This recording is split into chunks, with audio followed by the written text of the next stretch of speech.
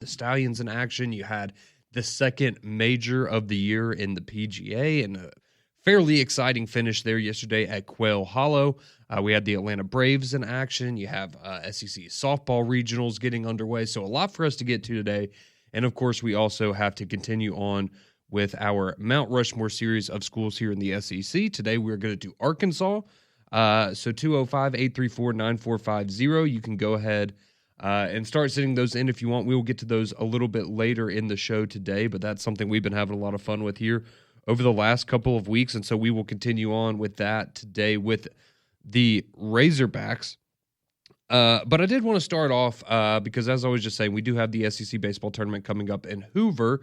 So I wanted to start there with what happened over the weekend in SEC, get you set for what is coming up here this week, because I know many of you will be looking forward to heading out there, whether it's after work, maybe you're taking off work, trying to make a week of it, whether you're going up there and hooking up the RV, you're just going to go over and try to catch your school, whatever it may be. We know there's going to be a lot of people coming in and out of the Hoover area this week, and we're very excited to have him here because the SEC baseball tournament is one of my favorite events here that we have in the state of Alabama, and they put on a really good show there at the Hoover Met, and it's all nice and updated and much fancier now. So if you haven't been out there in a while, I would highly recommend you check it out. But unfortunately, heading into Hoover, it was not the ideal weekend that you had hoped for Alabama and Auburn, Damian, as they both lose their final series of the season. So Auburn drops a couple to Ole Miss over there in Oxford over the weekend. Alabama drops a pair to Florida down in Gainesville.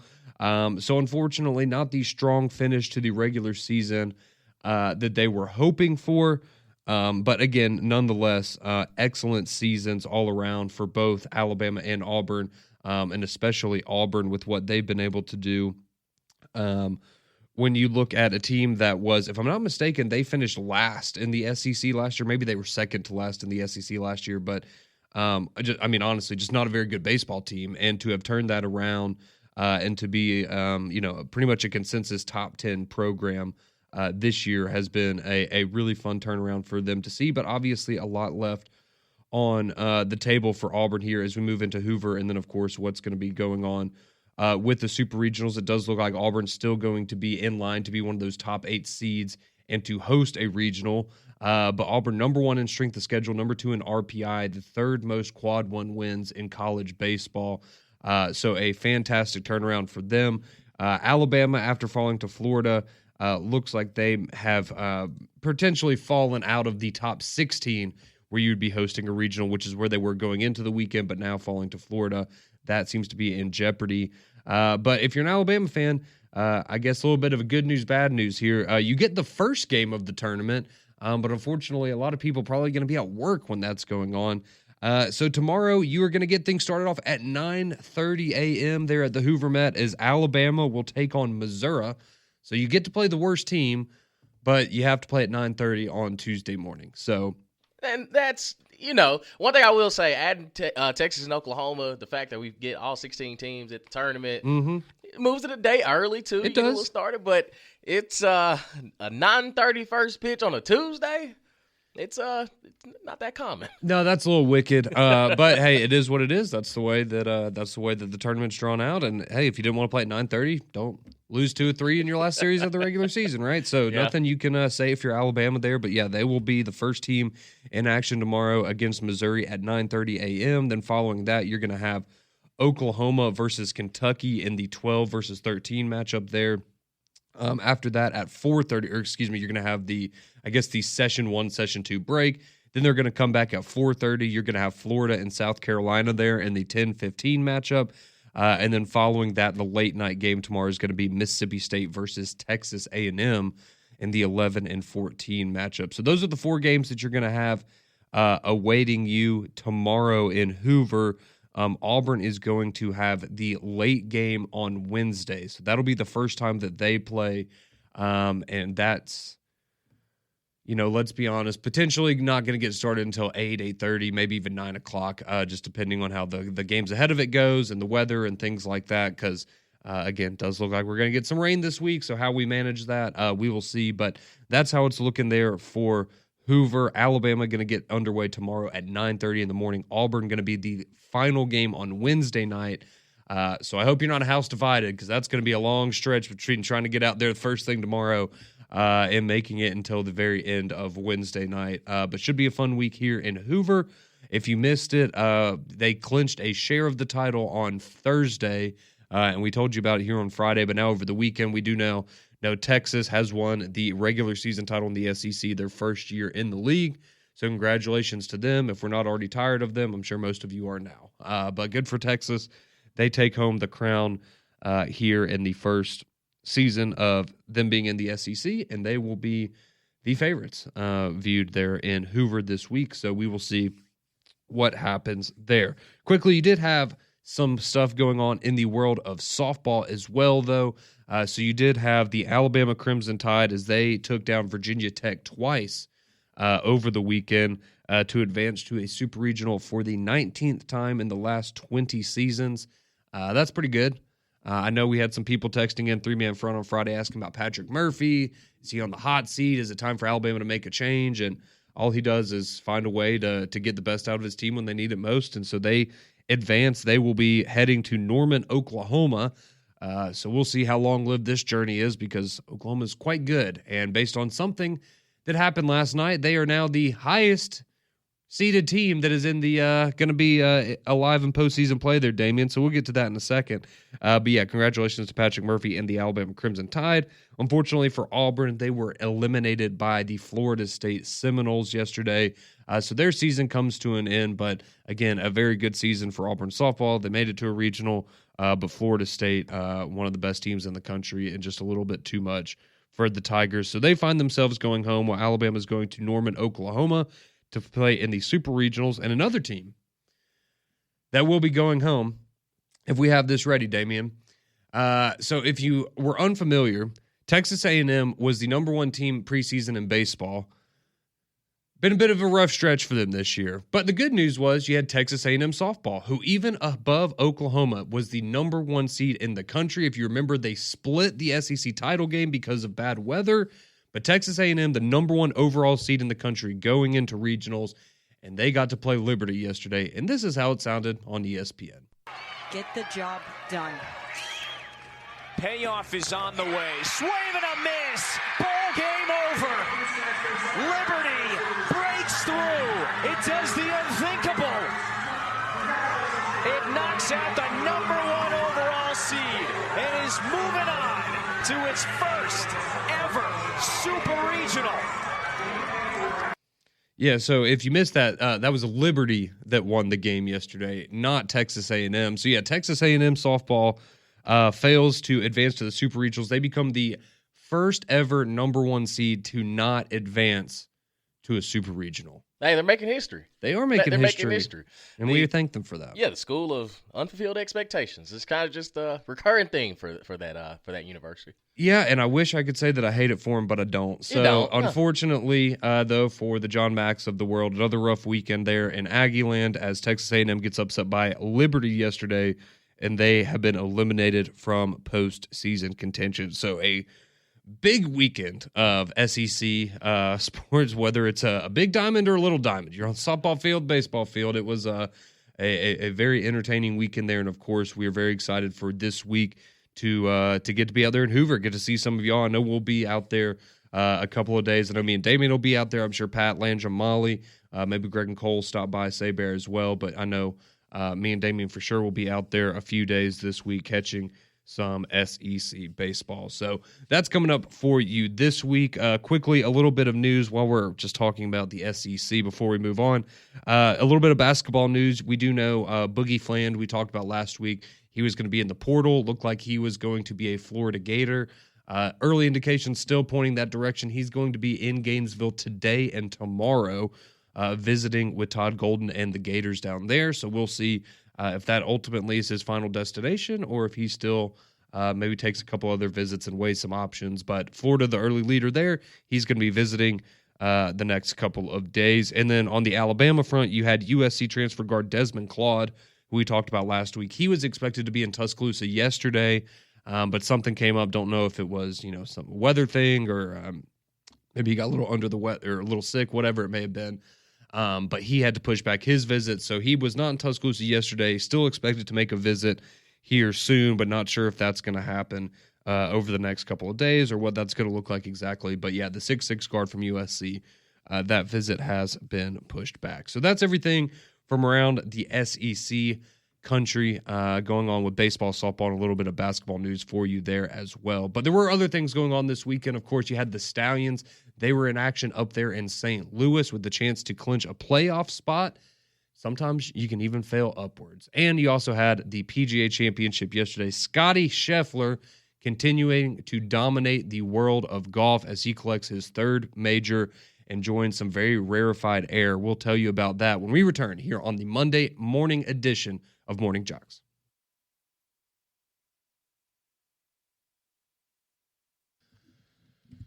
Nothing like story time in the breaks here, man. We would have an award-winning podcast of Absolutely. the stories that we got to share. But unfortunately, we like having jobs, so Yeah. have to keep some of those to ourselves. But appreciate you being with us here. 6:16 here on your Monday morning. Morning JOX, Conrad and Damian with you. Spent a lot of time recapping what happened in SEC baseball, SEC softball over the weekend. You had some basketball portal news. Again, if you're just now joining us, starting tomorrow in Hoover at the Hoover Met, you're going to have the SEC baseball tournament. Alabama going to be the first team in action, taking on the Missouri Tigers tomorrow at 9:30 a.m. You're going to have Auburn, their first game, Wednesday late at night. They have the final game of Wednesday's slate, and they will face the winner of either Mississippi State or Texas A&M, who we spent some time talking about in the first segment of the show. But that's what's going on in SEC country. Of course, we'll be giving you updates from Hoover all week long here across JOX, not only on Morning JOX, but all of our shows. But we did have some other things going on this weekend outside of SEC country. Let's start in Quail Hollow, up there in Charlotte, North Carolina, where the PGA Championship was underway, and really just a bizarre, if you go back to the start of the tournament, how bad the weather was, the leaderboard, if you looked at the leaderboard as we did on Friday, I'm sorry, I watched the majors, that's about it when it comes to the PGA. I didn't recognize hardly anybody that was at the top of the leaderboard, and all of the recognizable names, in contention, but not where we're used to seeing them be. A lot of that had to do with some of the weather conditions. You had a weird situation with both Scotty and Rory where the drivers that they were using weren't eligible or weren't, whatever the certification they need to be for the PGA Tour, and so they had to switch some clubs, and just kind of a bizarre weekend all around. But, at this point, I think it's safe to say that Scotty Scheffler is inevitable, and it just is what it is in the world of golf right now. Man, this guy's on top of the world. Rory did win the Masters a couple of weeks back, of course, but Scotty Scheffler now, he wins it yesterday at 11 under, a 5-stroke victory over Harris English, Bryson DeChambeau, and Davis Riley, who tied for second yesterday.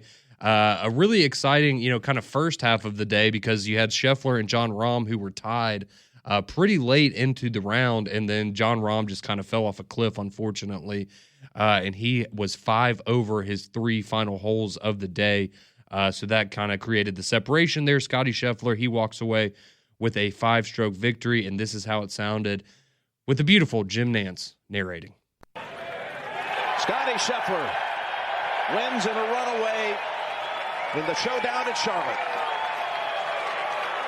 Short, sweet, and to the point, but that's it right there. Scotty Scheffler, he walks away with $3.4 million in earnings yesterday after a big weekend and a big comeback there at Quail Hollow. But this is where it gets remarkable. All right, if we all remember 1 year ago and one day from yesterday was when he got arrested outside the front of the PGA Championship.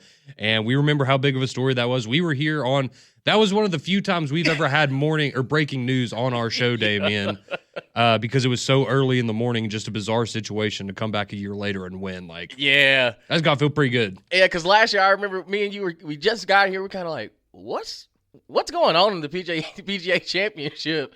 And we're sitting here watching it live on our screen. It was like, hey, well, Scotty Scheffler just got arrested. More details are coming, throughout the morning, I guess, because we were just still sitting here in shock. But, a year later to come back and win the thing, I mean, it goes to what has been early on, Scotty Scheffler's had a hell of a career. And I mean, when you look at he's getting into the greatest of all time category early on, and he's just now hitting his prime.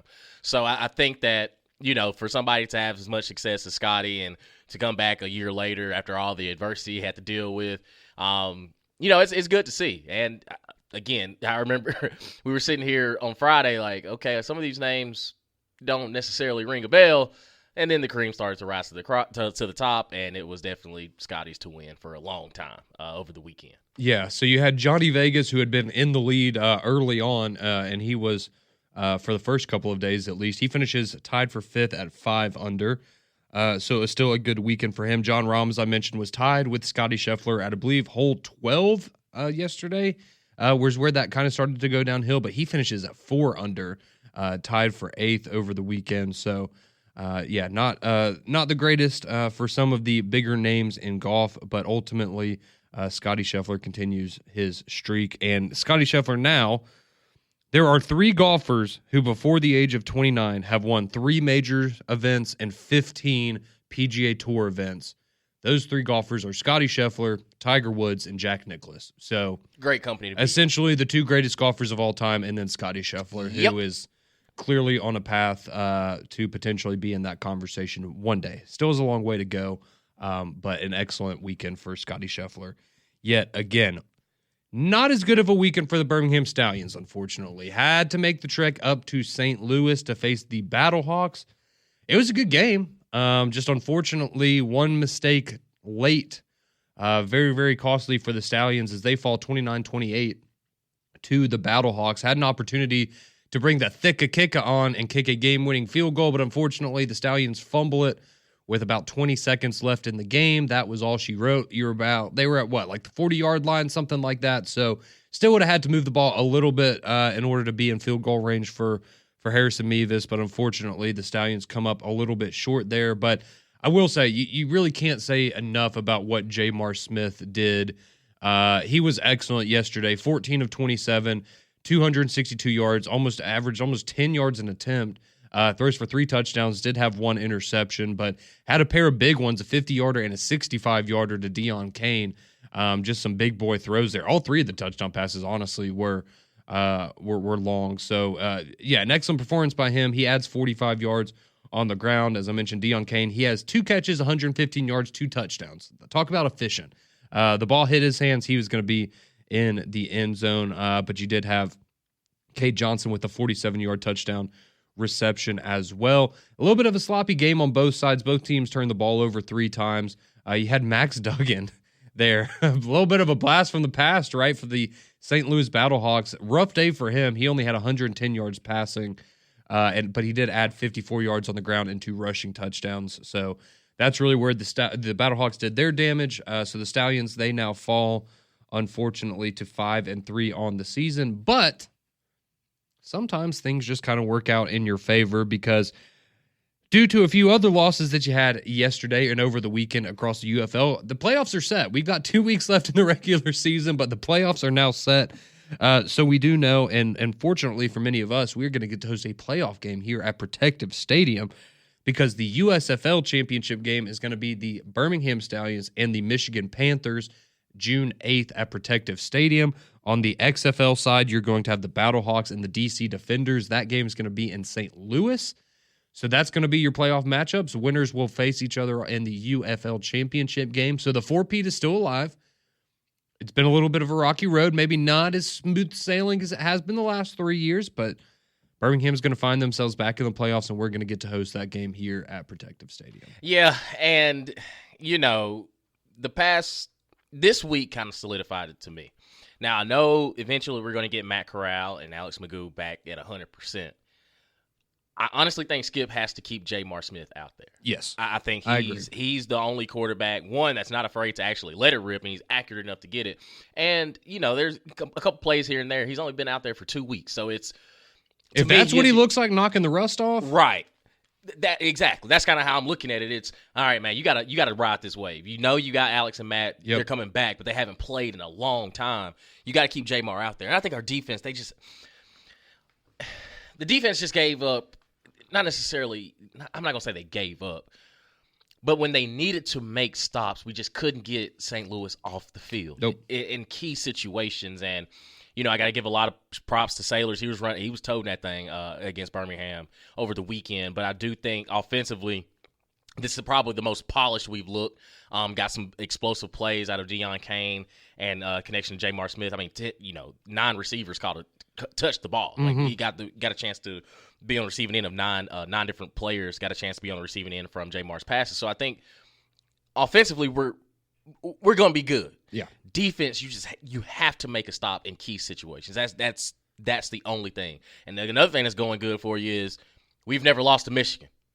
We got them this weekend. We can keep that trend going. And then when the playoffs hit, it's even better. So the confidence that I have in the four-peat looks a lot clearer than it did after the loss to Memphis a few weeks ago. At that point, I was having some question marks of yes. We are skating. We are as on we should have the thinnest of ice to get to the playoffs. Now that we know that we're in, let's lock in. Now at least put some good tape out there that you feel confident once the playoffs start. Boom, it's the time to four-peat is now. Absolutely. No, and like you said, you are going to get a preview of that game because it's going to be here at Protective this weekend as well. So you're going to get the matchup this week. You're going to get it in two more weeks in the playoffs. But Michigan traveling here to Protective this Saturday. That's going to be a 2 p.m. kickoff there from Protective. So, yeah, a little bit of a playoff preview there. But congratulations to the Stallions. They find themselves back in the postseason for the 4th year in a row, and the four-peat remains alive. So when we come back, it's about time to hit our Mount Rushmore of the day. Today, we are going to do the Arkansas Razorbacks. When we come back, we'll share our list. We'll start to hear from yours. We'll tell you who we're going to do tomorrow for Mount Rushmore. We'll get back into maybe a blue blood program, if you would consider them that. So we'll tell you who that's going to be on the other side. Also, a big weekend for the Atlanta Braves. Major League Baseball still have to get to that. So Atlanta Braves, Arkansas, Mount Rushmore, all that coming up. Your text as well at 205-834-9450. We'll be right back here on Morning JOX and JOX 94.5. 6:31. Welcome back in. Monday edition of the show. Conrad and Damien here with you. Hope everyone had a fantastic weekend and is excited for a great week in Hoover over there at the Hoover Met for the SEC baseball tournament getting underway tomorrow. We will have updates on that all throughout the week here for you on JOX 94.5. We are going to get to our Mount Rushmore here in just a matter of minutes. The Arkansas Razorbacks edition of the Mount Rushmore. Tomorrow, though, I think, Damon, we're going to go with Oklahoma. We got to get to the new kids on the block at some point. So I think tomorrow we'll go with Oklahoma. Very rich tradition, a place that I hate. Call home. And Norman, don't ever think I'm going to go back there if I don't have to. But, yeah, we'll do Oklahoma tomorrow. Arkansas, we'll get to those in a minute. A lot of you already sending those in. If you want to continue to do so, you can at 205-834-9450. But quickly wanted to give you a quick Atlanta Braves update from the weekend because they had themselves a pretty good one. As they took 2 of 3 from the Boston Red Sox this weekend. They now find themselves at 24-23 on the season. You had a good showing yesterday as they took down the Red Sox 10-4. You had Verdugo with 3 hits. Riley had 3 hits. Matt Olson, Azuna, Drake Baldwin, Eli White, all of them having multi-hit games. So a bit of an offensive performance there for the Braves yesterday. They scored 10 runs, collect 16 hits. And Schwelly, he does give up 4 earned runs, but you get 7 strong innings out of him, strikes out 3, walked 1 batter there. But Atlanta now 24-23 on the season, and so they scratched our back a little bit. So we returned the favor because my New York Yankees took 2 of 3 from the Mets to help lighten things up there in the National League East for you. So as it stands right now, New York Mets still in first in the NL East at 29-18 overall, a half game ahead of Philadelphia. So Philadelphia nipping on their heels right now. Then Atlanta now 5 games back there in the National League East. But you only find yourselves 4 games out of the wild card contention right now. So things starting to look up for the Atlanta Braves. And maybe even better news is perhaps the best or worst kept secret in Major League Baseball right now is it appears that Spencer Strider is going to be back on the bump tomorrow against the Washington Nationals because Snitker had said that he was going to pitch against the Nationals. He already announced starters for Wednesday and Thursday, so that means Looks like Spencer Strider is going to be on the bump tomorrow, so he comes back this week. And guess who else is coming back? Somebody by the name of Ronald Acuna Jr. Looks like he's going to be back for the weekend series against the Padres, potentially going to be back on Friday. So you could get your Cy Young pitcher and your former MVP back in the same week. So things starting to look up big time for the Atlanta Braves as they will take on the Washington Nationals next. They're off today, and then tomorrow the first pitch or that game will be at 5:45, which you'll be able to hear on the JOX family of networks. Spencer Strider expected to take the bump there. All right, let's get to the main event now, the moment we've all been waiting for. Excuse me. Our Arkansas Mount Rushmore. So we started this about 2 weeks ago. We go through, we give you our 4 greatest players for each SEC college football program. And Damian, today we're going to do the Arkansas Razorbacks. So I'll get us started, and then Damian will give you his list, and then we will get to yours, the wonderful listeners of JOX 94.5. So, not being ugly, but this was maybe a little bit more difficult to put together because as me and Damian have shared, we could go back and we could tell you about these guys from the 60s and 70s and how great they are, and they are great, but we didn't get to see them with our own eyes, so we like to kind of mix it up and give it from our perspective of who we've seen play. You give us your perspective, and it starts a conversation, right? That's all that this is meant to do. So without further ado, let's get underway. I think at the top of just about everyone's Mount Rushmore for Arkansas is going to be the greatest running back in program history, one Darren McFadden, one of the best running backs in SEC history, in my opinion. And I just remember growing up, my neighbors were huge Arkansas fans. And so I know they were huge. In Hayden, Alabama, they were huge Arkansas fans. Okay. And so we would go over there sometimes and, watch Arkansas games with them or watch the Alabama games with them. And they were obsessed with Darren McFadden, and rightfully so. But yeah, he would be at the top of my Mount Rushmore for sure. I also had to go with another running back, and it's not Felix Jones, but I went with Alex Collins. Okay. Because Alex Collins, 3,700 rushing yards, what he did, again, he was no Darren McFadden, but what he did, I guess, in the more modern years for Arkansas and what he did for them offensively, since Darren McFadden, in my opinion, the best running back that they've had. But yeah, spectacular career there for Alex Collins. I also went with Ryan Mallett at the quarterback position, an absolute beast, over 30 touchdown passes his 2 seasons there in Arkansas. He's in the top 5 all-time for passing yards after just 2 seasons. So he definitely left his mark there. Unfortunately, with him, he is no longer with us. So very sad story there with Ryan Mallett. But a true Arkansas legend and absolutely deserving of a spot on the Mount Rushmore. Now, for the final spot, me and Damian were talking about this in the break, wanted to put a defensive player on there. But again, since we're based on these rules where it's, guys from our lifetime, it's a little bit slimmer pickings. So I went a little bit out there with this one. Again, I'm not, you can debate this if you want to, but I went with Bumper Pool. And the reason I went with Bumper Pool is because he was a career Razorback. He's their all-time leader in tackles. He is somebody that you very closely associate with that program, right? He was Arkansas through and through. So again, not saying he's the best defensive player in the history of the game, but from what I've seen from Arkansas, especially in recent history, and his place in the record books for the Razorbacks, I went Bumper Pool. So I had Darren McFadden, Alex Collins, Ryan Mallett, Bumper Pool.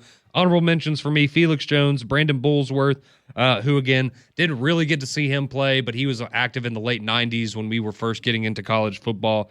And then I threw Hunter Henry in there as well. Hunter Henry, the best tight end in Arkansas history, and had a nice NFL career as well. So where are you going, Damian, for your Mount Rushmore?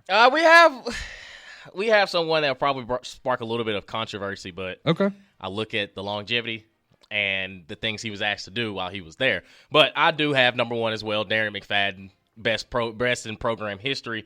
Number 2, I also have his running mate in Felix Jones. I have him in my Mount Rushmore because they were a dynamic Can't knock duo. that. Yep. Yeah, both of them ran for over 1,100 yards. I mean, Darren McFadden was almost touching 2,000. And just the versatility that they had with both of them in the backfield at the same time. Incredible. Goes without saying. Number 3, I have Ryan Mallett as well. And this is where it can get a little controversial because I compare both of these players. And they both play quarterback. Ryan Mallett was only there for 2 years. He was. This guy was there for 5. And yes, he transferred, but his name is etched in Arkansas history. That'd be number 1, KJ Jefferson. I have him in the Arkansas Mount Rushmore because I think of, the 2021 season. Where they won 9 games. Yeah. Yep. In a squad that they beat up on Texas. They were physical. A young Rocket Sanders was back there as well. But I think what KJ Jefferson had to do at the quarterback position and the things that he was asked to do as far as essentially be their knockoff version of Cam Newton. We're going to run quarterback power maybe 11 times a game, and we just need you to put the ball on the money with some of these guys. Yeah. But honorable mention, I have Peyton Hillis. I also have Bullsworth as well. And I have Alex Collins as well as my honorable mention. So I have a lot of running backs. Yeah, Darren McFadden, Felix Jones, Ryan Mallett, and KJ Jefferson as the Arkansas Mount Rushmore. Very good. All right, well, those are our Arkansas Mount Rushmores. You've been sitting yours in. You still have time to do so. 205-834-9450. A lot of them coming in. Some different names here as well for myself and Damian. So we appreciate y'all sending those in. We're going to take a quick break. When we come back, we will read your Arkansas Mount Rushmores. Who do you think the best players are in Arkansas history? We roll along here on the Monday morning edition of Morning JOX.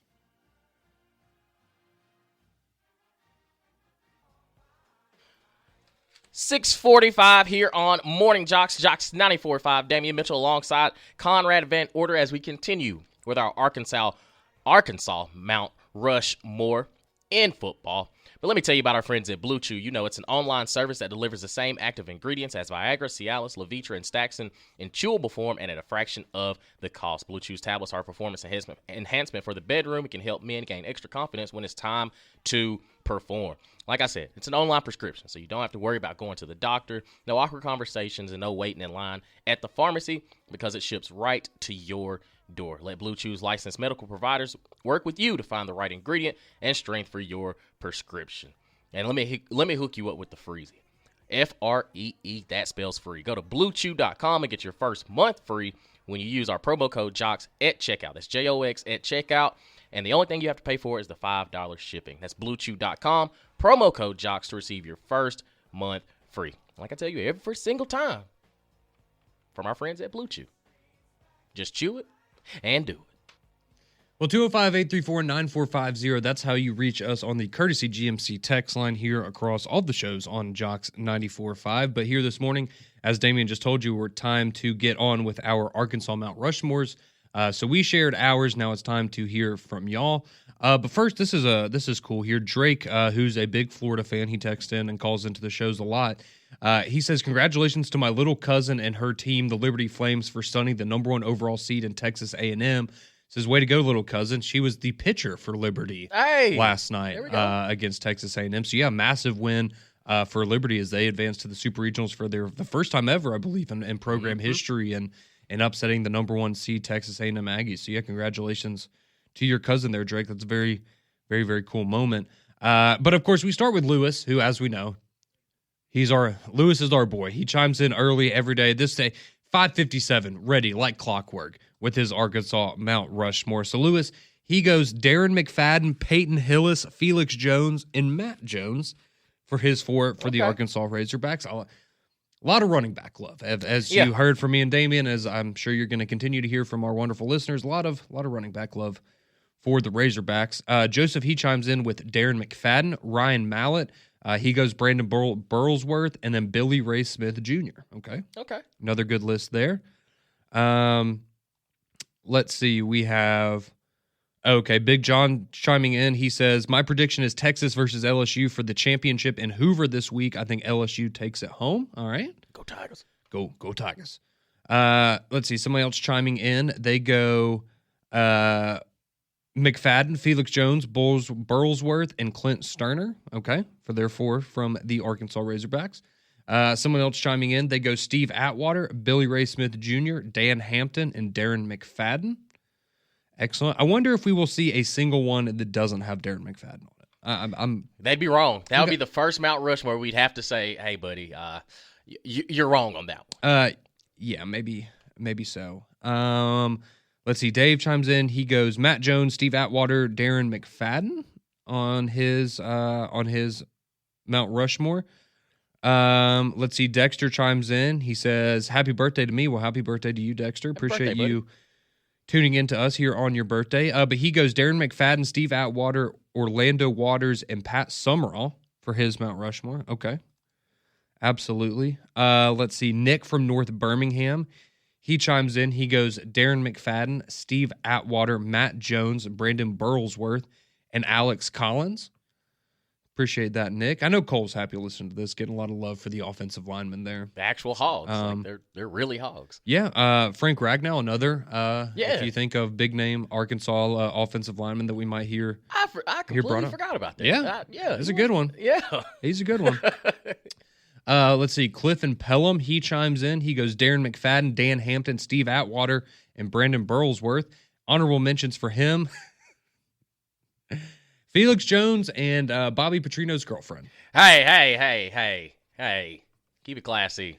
We learned, I'm trying to remember how we got down this rabbit hole, but we actually ended up talking about this last week on Three Man Front. She's married, so she's happily married with her. As she should. They figured things out and everything's all fine for her. So she's doing well. You live and you learn. And Bobby P's back at Arkansas. Listen, everything worked out in the end. Time heals all wounds, right? It does indeed. Time heals all wounds. And again, I think we're all just, again, not wishing anything on Sam Pittman. Love the guy. Hope he's around for a long time. But I think we are all waiting for inevitably when his time comes. And, hey, Bobby, you get back in the old you saddle. Want to take over? Yeah. Well, on an interim basis. And then based on how it goes, we'll see if it can be more of a permanent thing. But, yeah, we have someone chiming in from North Carolina. They go Ryan Mallett, Darren McFadden, Billy Ray Smith Jr., and Jessica Durrell. Bobby Petrino's girlfriend. Oh, man. Let that woman live. Thank you. Pickleback, he chimes in. He goes, Darren McFadden, Steve Atwater, Lance Allworth, and Dan Hampton. Okay. Like that, Pickleback. Daryl goes, Conrad, who is the family you watch Arkansas games with? It was not that family. I do not know the family you are talking about. I don't know if they would want me to share their name on the radio, but it was not that family, Daryl. But yeah, I can imagine. Probably not. I didn't know a lot of Arkansas fans in Hayden, so I guess there were two families. Honestly, don't think I've ever met an Arkansas fan. Well, I think those are the only ones. Well, besides Ty Richardson, those are the only ones that I think I've ever met, and that is his job to cover Right. Arkansas. So that's how that one goes. All right, Thomas, he chimes in with his Mount Rushmore. He's going Ryan Mallett, Steve Atwater, Brandon Burlsworth, and Darren McFadden. All right. Let's see. Don chimes in. He says, Good morning, Don. He says, Darren McFadden, Ryan Mallett, Felix Jones, and Matt Jones. All right, another good one there. Let's see. Jamari from Talladega, he goes Ryan Mallett, Darren McFadden, Hunter Henry, and Alex Collins. All very good list. He also says, shout out to Brandon Allen. Brandon Allen was he had 30 touchdown passes that one year. Yeah. Yeah. He was good. That's something, right? Yeah, absolutely. He's good. Huh. Let's see. Jamie chiming. Oh, cool. Jamie says, yeah, small world. I reside in Hayden now, born and raised in Mobile, Alabama. And he says, if you don't have anything nice to say about the Razorbacks, don't say anything at all. So he's not going to say anything at all. Okay. Hey, Darren McFadden 4 times. That's Easy. Easy as it gets right there. All right, Jason, he chimes in. He goes Darren McFadden, Ryan Mallett, Steve Atwater, and then Brian Burlsworth again. All right. Somebody chimes in because this is Jerry Jones, but he says Jerry Jones could maybe use one of our advertisers. Oh, you talking about old Blue Chew? Well, he can get his first month free if he uses promo code JOX. The only thing he has to pay for is shipping. He got money, so he's a smart businessman, though. You don't get that way by wasting money, Damon. He'll take that free trial. Of course. I got the hookup now. Well, hey, Jerry, you can text in if you want to at 205-834-9450. I'm sure you're listening there in Dallas. Let's see. Someone chiming in. Who do you think we'll see? A list without Darren McFadden or another one without KJ Jefferson first? They say, thanks for throwing in KJ Jefferson this morning, Damian. Well, it's going to be KJ Jefferson because Damian's the only one that's brought him up, and everybody else has brought up Darren McFadden. And I think, look, I think KJ Jefferson was an excellent quarterback. And if I was to go with another quarterback besides Ryan Mallett, it probably would have been KJ. Okay. It's just, again, and I guess you could say the same thing for Ryan Mallett. It's just, you had that one good year, and then that was kind of it. But it's just a longevity thing. I will always remember you throwing off Terry and Arnold off of you like he was a 3-year-old child. And Now it's 11 o'clock in the morning. Yeah. Yep. That was he chose violence on that play. Yep. That was certainly a game. All right, Hastings, he chimes in. He goes, Darren McFadden, Ryan Mallett, Felix Jones, Matt Jones, honorable mention to Jerry. Yep. Gotta show love to Jerry. Let's see. Special K chimes in. He goes, Darren McFadden, Steve Atwater, Matt Jones, Ryan Mallett, and then JJ Meters. Okay. Michael says, can their 4th and 19 play in overtime be eligible for the Mount Rushmore? That would definitely be against Ole Miss. That would definitely be on the Mount Rushmore of. You know who the head coach was for Ole Miss at that time? Was it Hugh Freeze? It was indeed. That to this day one of the wilder games that I can remember. But yeah, no, that's a great one. Someone says no love for Jimmy Johnson.